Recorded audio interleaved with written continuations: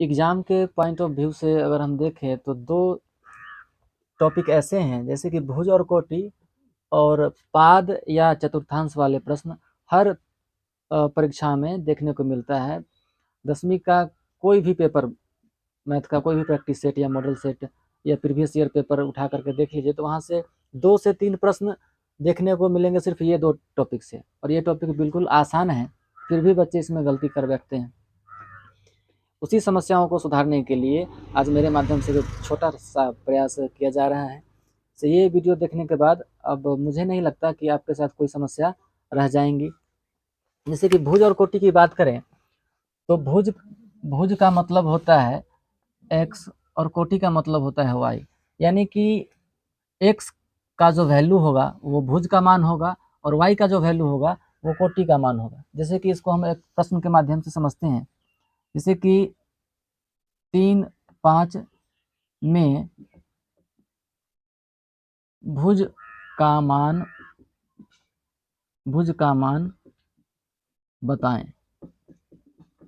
इस तरह का अगर प्रश्न एग्जाम में आता है तो भुज का मतलब ये जो हुआ, जो बाईं साइड होगा वो x का वैल्यू होगा और दाहिनी साइड y का वैल्यू होगा। बाईं साइड x का वैल्यू और दाहिनी साइड y का वैल्यू, और x के वैल्यू को ही भुज कहा जाता है और y के वैल्यू को कोटि कहा जाता है। यहाँ हमसे पूछ रहा है भुज का मान यानी कि x का वैल्यू, और x का वैल्यू यहाँ पर कितना है 3, यानी कि इस सवाल का उत्तर 3 होगा।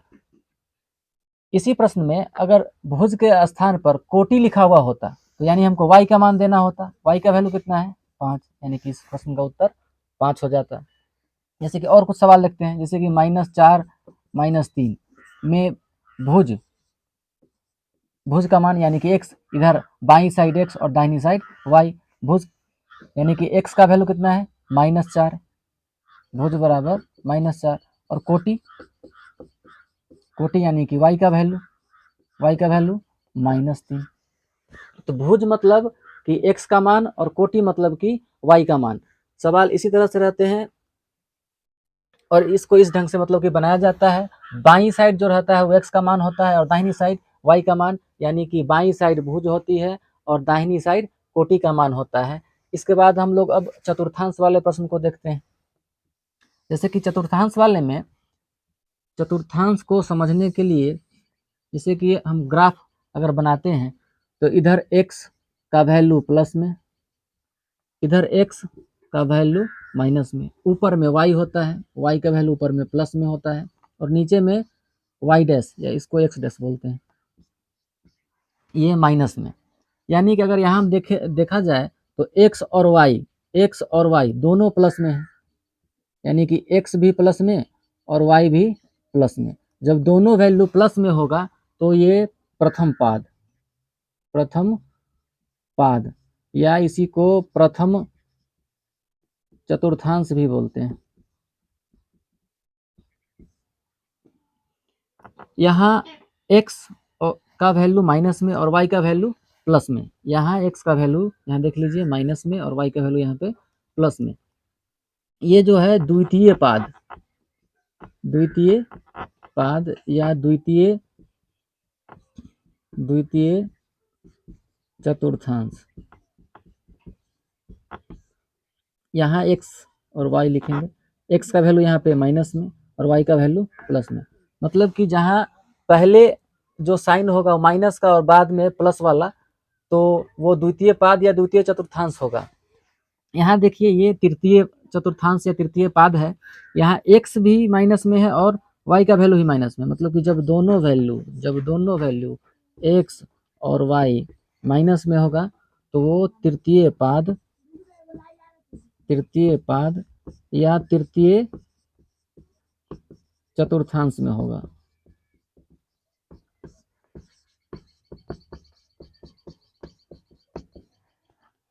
जब यहाँ x का वैल्यू प्लस में है और y का वैल्यू माइनस में है, यानी कि पहले हम x को लिखते हैं बाद में y को। जैसे कि यहाँ भी भुज कोटि में भी पहले x का मान होता था और बाद में y का मान होता था।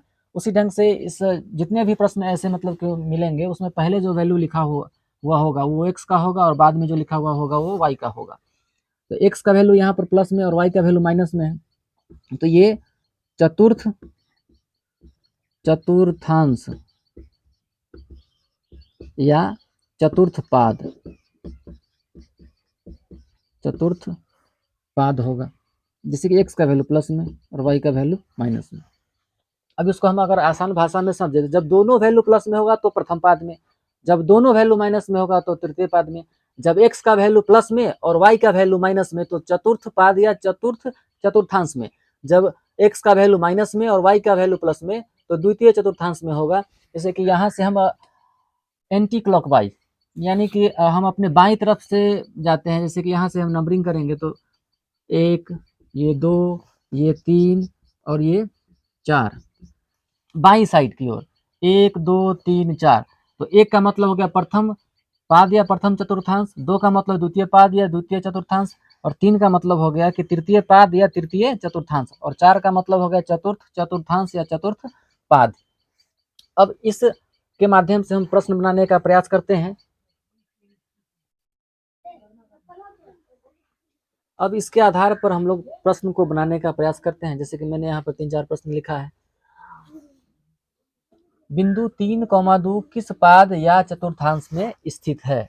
यहाँ बिंदु 3,2 ये लिखा हुआ है, यानी कि ये जो है x का वैल्यू और ये y का वैल्यू, कोई चिन्ह नहीं मतलब कि प्लस, यहाँ भी कोई चिन्ह नहीं मतलब कि प्लस, यानी कि दोनों चिन्ह प्लस। तो दोनों चिन्ह प्लस का मतलब क्या होता है? प्रथम पाद या प्रथम चतुर्थांश। इस सवाल का यही उत्तर होगा। दूसरे प्रश्न में -4, 5 -4, 5 यानी कि बाईं साइड x का वैल्यू, दाहिनी साइड y का वैल्यू, यानी कि x यहाँ जो है माइनस में और y प्लस में, x माइनस में और y प्लस में, x माइनस और y प्लस, x माइनस और y प्लस किस पाद में है? द्वितीय पाद में, यानी कि सवाल का उत्तर द्वितीय पाद। तीसरे प्रश्न में -4 -5 -4 यानी कि x का वैल्यू और ये y का वैल्यू, यानी कि यहाँ का जो इसका हम सिर्फ साइन देखेंगे, साइन मतलब कि माइनस, x का वैल्यू भी माइनस में और y का वैल्यू भी माइनस में। जब दोनों चिन्ह माइनस में हो तो दोनों चिन्ह माइनस में होने का मतलब तृतीय पाद।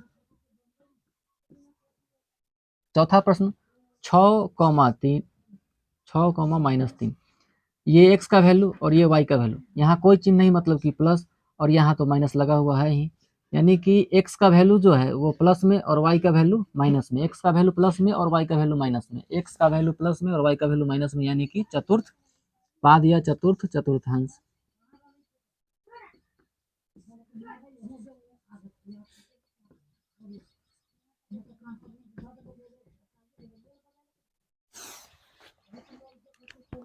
अब इसके बाद ये भुज कोटि पाद या चतुर्थांश संबंधी जो भी समस्याएं होगी आपका लगभग खत्म हो गया होगा। वीडियो देखने के लिए धन्यवाद। वीडियो को अच्छा लगे तो लाइक, सब्सक्राइब और शेयर जरूर करें।